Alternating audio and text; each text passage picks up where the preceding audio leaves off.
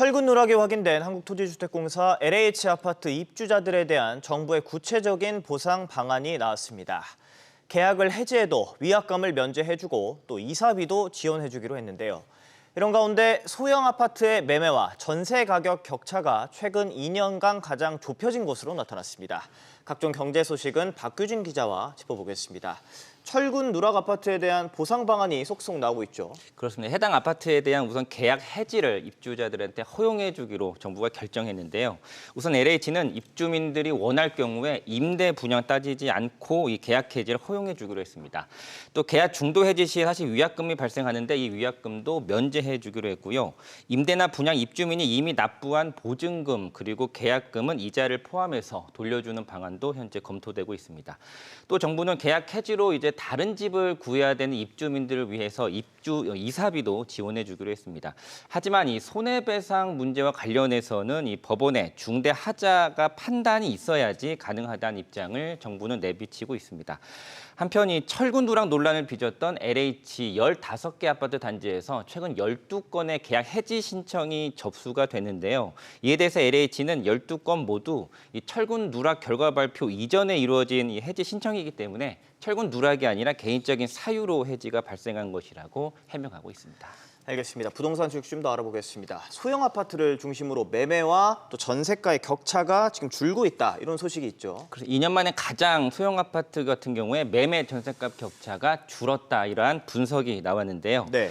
지난달 기준이 전용 60제곱미터 이하 소형 기준으로 보면요, 서울 아파트 평균 이 매매 전세가 차이가 4억 5천만 원 정도가 됩니다. 2년 1개월 만에 격차가 가장 줄어든 것이고요. 하지만 대형 아파트는 상황이 좀 다릅니다. 이 85제곱미터 초과 대형 아파트 상황을 보면 매매가, 전세가 차이가 10억 5천만 원으로 최근 2년 새 거꾸로 가장 크게 벌어졌습니다. 분석을 해보면 이 전세값 하락되는 상황 속에서 대형보다 소형 아파트 매매가 하락폭도 크고 회복도 더딘 것으로 분석이 되는데요. 실제 올해 들어서 지난달 말까지 소형 아파트 가격이 4.38% 떨어진 반면에 대형 아파트 가격의 하락폭은 1% 수준에 불과했습니다. 알겠습니다. 금융권 소식도 알아보겠습니다.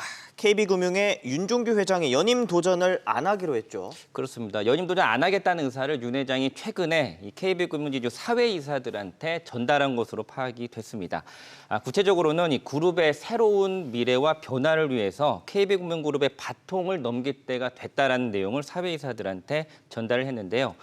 윤 회장은 2014년 말에 KB금융 회장에 취임을 해서 3연임을 했고요. 이번에 4연임은 도전하지 않겠다, 이렇게 공식적으로 밝히게 됩니다. 네. 이로써 KB금융의 회추위는 내일 이 윤 회장을 뺀 나머지 상위 후보자 6명, 이른바 1차 시온 리스트를 추려서 발표하게 되는데요. 일각에서는 이 KB금융 부회장 등 내부 인사는 물론이고요, 일부 외부 인사들도 차기 회장으로 거론되고 있는 것으로 전해집니다. 네, 상황 지켜보도록 하겠습니다. 새마을금고의 박차원 회장은 구속영장이 청구됐군요. 그렇습니다. 최근 검찰이 새마을금고 비리 의혹을 조사를 하고 있는데요. 이 박차운 새마을금고 중앙회장에 대해서 검찰이 최근에 구속영장을 청구했습니다. 박 회장은 이 금품 수수 혐의를 현재 받고 있고요. 지난 3일에 검찰에 직접 출석해서 조사를 받기도 했습니다. 검찰에 따르면 박 회장은 새마을금고 중앙회가 출자한 사모펀드에서 본인의 개인적인 변호사비를 대납받았다는 혐의 등을 받고 있습니다. 이 박 회장에 대한 영장 실질 심사는 이번 주에 서울 동부지법에서 열리게 됩니다. 네, 마지막 소식입니다. 현재 폭염이 심각 단계인데 올여름 전력 수요가 최고조에 달한다 소식도 있죠. 그렇습니다. 오늘과 내일 전력 수요가 가장 극심할 것으로 전망이 되는데요. 오늘과 내일 국내 전력 수요가 각각 하루에 92.9기가와트로 올여름 최고 수준에 달할 걸로 산업부는 전망하고 있습니다.